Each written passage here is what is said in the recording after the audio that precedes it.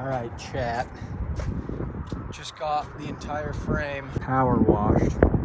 Now I'm gonna go over some of these rust spots with the wire wheel, grind that down, and give this thing a coat of paint.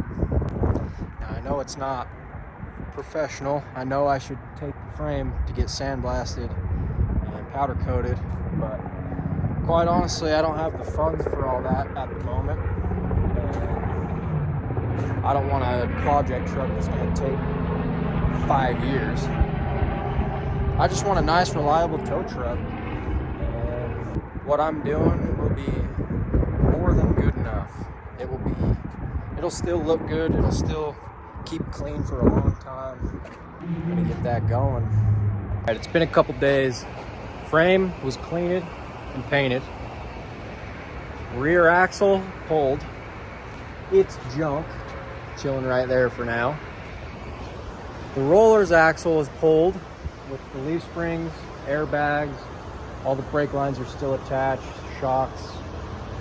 Now, there's not another lift open, but the old forklift will do. So I'm gonna put that axle on the frame, and then I'll try and get it up in the air and paint that as well. But I had zero patience for trying to get those bolts out, so cut the old bags off, but they were crusty as hell. It won't matter. I'm gonna let that soak overnight so I can try and get them off. But frame looks pretty good. Pretty happy with it. For a rattle can paint job, it's not bad at all. Got the roller sitting over here on the lift. Gotta take the tank out, all the fuel lines, all the brake lines, the exhaust I'm taking, and then obviously the cab. And then I got the upgraded steering with the 6-bolt steering box, so we're getting rid of that junk. It's just hanging for now. The truck has a massive lift on it right now. It's a 6-inch lift. I really don't like it. I really want to take it down to factory or level. Problem is these arms. I don't know if I'm going to be able to make these arms work if I lower it. I might have to adjust those, have Chase help me chop them, shorten them, or make them adjustable to be able to get this thing aligned, because obviously that's very important, where you get the good old Dodge death wobble. But it's moving along slowly but surely. Right now it's basically nothing. The only reason I have the ABS still attached is so these front brake lines because I'm using the front brake lines off this frame. I have that attached still just so that those don't get water in them or debris from the frame sitting outside. So on this axle, that wheel is locked up. I don't know what the deal is, but this side is locked up. So I'm gonna have to use the forklift to go take that to the junkyard, or maybe try and figure out what's wrong with it, list it up for sale on Facebook Marketplace and see if someone's interested. But I'm tired. I'm gonna come back in the morning and keep going. So I'll catch you then. All right, it's Saturday morning, the next morning, back here at the shop. Last night, I ended up buying some leveling springs so I can get rid of the 6-inch lift off this thing, because it's too damn tall for me. But other than that, the only other things I have to do to get rid of the lift is I may have to get rid of this track bar drop deal, but I might be able to leave that. We'll see. Only other thing I have to do is figure out whatever kit this was. They chopped off the factory sway bar end link mount and put this one on there. So I'll probably have to make my own custom straight one, but that won't be too hard. Plan for today is put the new axle on the frame. So I'm gonna get to it. I had these bolts for the bag soaking in some knocker loose all night, so hopefully those come off. I don't know if I said anything last night, but I ended up just literally cutting the bags off because they were crusty anyways. New axle is cleaned up, painted. Frame is in the air with my sweet lift. Gonna drop it down and get that thing connected. It's a hot day today. It's like 100 degrees out here, but we're getting her done. I was worried the bags were gonna be a little different, but looks like these are gonna work perfect. Just swapped the brackets from the 2-wheel drive to the 4-wheel drive. I figured that probably wasn't gonna work and I was gonna have to do something custom, but it actually works perfect. So hell yeah, very good step in the right direction. Now I'll tighten all that up and keep her going. Chat, we're really getting somewhere. Got the fuel lines, brake line, and the harness for the frame is in the parts washer right now. So next thing to do, pull the cab, pull this frame out, put this frame under, and drop the cab down. And I drained the fuel tank. I'm gonna clean it out. I broke the sender. These plastic pieces are just super brittle, and that popped off while I was trying to get it undone, but it is what it is. That stuff happens. So I'm not gonna worry about the fuel tank today. I'll do that another day. But I'm excited about getting this cab put on, so I'm gonna go ahead and start doing that right now. All right, chat. All of the everything is on 4-wheel drive frame. Wire harness, fuel lines, brake lines, exhaust. Only thing that's not is the fuel tank, because obviously I showed you before I broke it, and I need to clean it out anyways, but hold the cab off. That frame out there. Now it's time to drop it down. It's been a long day, but a very productive one, so I can't complain. Cab is officially on. It's looking like a truck again. Ignore the 6-inch swap. This truck does not belong in Carolina. Got the brakes hooked up so nothing could get inside there. Now I need to start putting everything else in. I installed a 6-bolt steering box. And I'm tired, so still need to clean up a bunch of stuff, but I'm getting out of here for the day. It's been another couple of days, but all of the old suspensions pulled off, painted the axle, and now it's time to put it all back together. So I got leveling springs and new shocks I'm gonna throw in there, and then I got new wheel bearings. The ball joints and U-joints are okay, so I'm going to reuse those. And then I got the rotors turned, and so I'm going to get all that put on and get the wheels back on there. It's another Saturday, so I'm here working on the rig. All of the suspension is put together. I got the rotors turned, new brake pads. Got the steering put on. Only problem I've run into so far, which I knew I was gonna have to worry about this. As I mentioned before, I'm gonna have to make some custom sway bar end links. But turned fully right, the steering bar hits this aftermarket sway bar end link mount. So I'm not sure with the engine in the truck, the frame will drop down a little lower. It'll give a little more clearance right here. I don't know that it'll be enough clearance.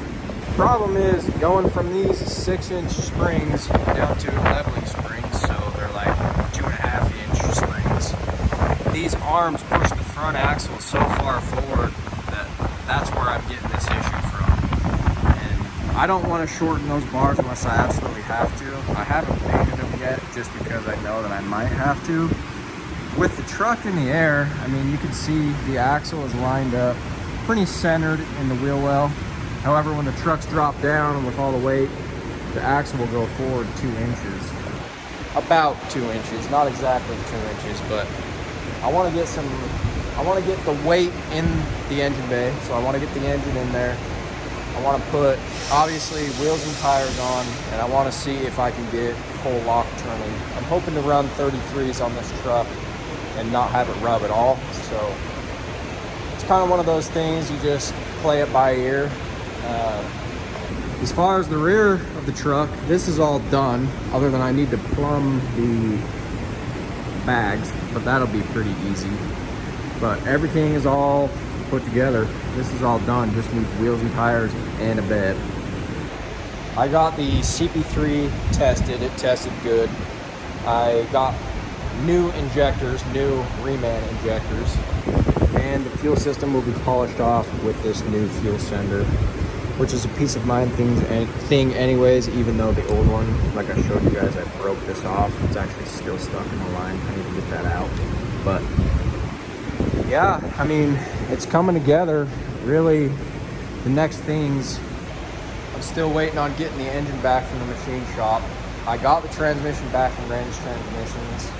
I found and rebuilt a T-case that I'll show you guys in a little. I'm actually going to mount that up to the transmission, put it on a pallet, put it on the shelf so it's out of these guys' way. Because they got to work and I got to get my stuff out of the way. But anyways, other than a few little things to button up, the truck is ready for the engine to go in it. And I need to find a bed. There's a real beat up bed on Facebook Marketplace for 50 bucks with bed, tailgate, tail lights, and rear bumper.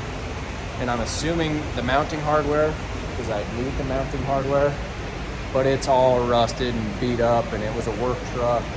But honestly, I mean, other than everything mechanically being completely sound on this truck, the body's in good condition, but it's not perfect by any means. And at the moment, I don't have the money to go all out crazy, especially because the goal of this truck is to be able to go all out crazy with my other one.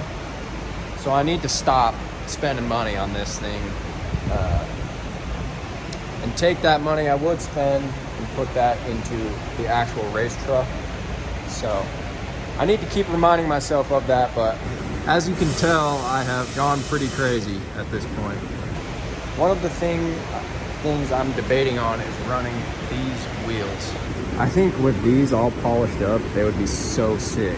They're 16.5 by 12s, so they're massive wheels. I actually am gonna put this on the front right now and make sure it clears the brakes. I'm sure it does because it was on the truck before, so I can't imagine it wouldn't. But I think those would be pretty sick. The only thing is those 16.5 tires are extremely hard to find.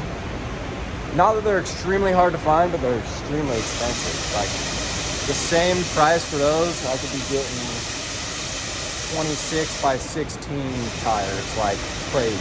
So I don't know. It's just another one of those things where I don't need to spend the money because I have a set of black wheels and tires already ready to go that I was planning on putting on this thing, but I just think those would be so pimp, all polished up and thrown on here. So we'll see what happens. Maybe I'll shelf them for a little while and bring them out when I got the money for it, but we'll see.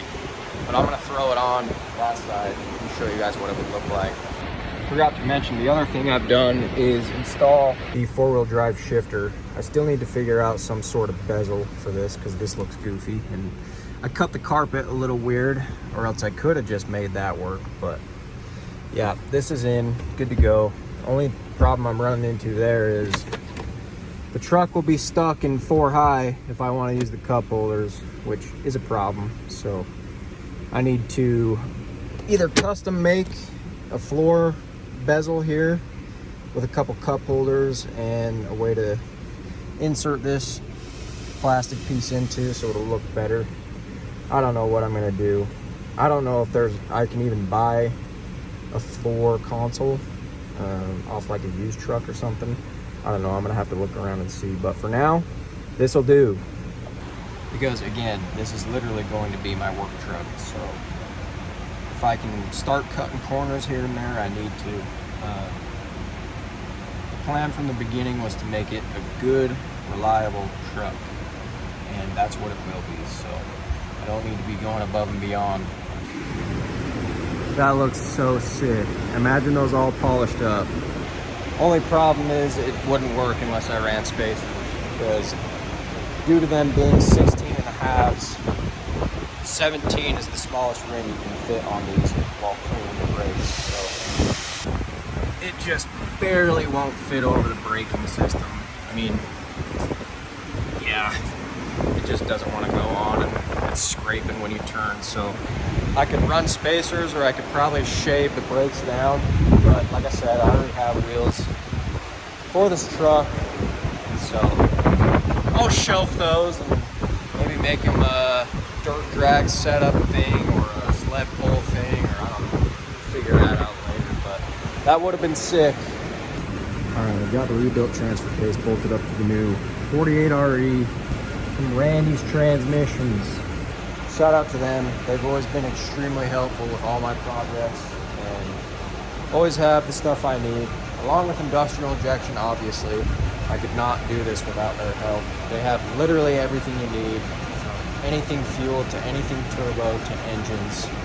Everything on this truck and on my other truck is from them. So I've been extremely happy, and obviously I've had extremely good results. So make sure you go hit them up for all your parts needs. But anyways, I bought this transfer case from a guy off Facebook Marketplace for 200 bucks, and it had seen better days. I don't know if the truck it came off of was a concrete truck or what, but there was mud caked on that thing. Like, it took almost an hour of pressure washing to get all the mud off of it, but got it cleaned up. And then I bought a rebuild kit online, new sprockets, chains, seals, and bearings. Put all of that into this transfer case. So the drivetrain on this truck is literally going to be brand new. The front driveline I bought from the same guy I bought this transfer case from, but that is junk. That needs to be rebuilt, which I would rebuild it anyways, because if you know anything about Dodges and their transfer case is exploding, typically because the front driveline hasn't been serviced and that let go and then starts winging around and breaking all sorts of stuff in there. So gonna have that front driveline rebuilt, and then I don't have a rear driveline yet. I'm gonna have to have one made, but that won't be a problem. And then I did a service on the front and rear differentials, made sure the backlash was okay on those, and put new fluids in it. So the drivetrain is going to be perfect. So this truck's going to be a really good one for me. I'm getting excited, but I'm going to start cleaning up and getting out of here. And I might go pick up that $50 bed. I'm not sure. We'll see what happens. But, so yeah.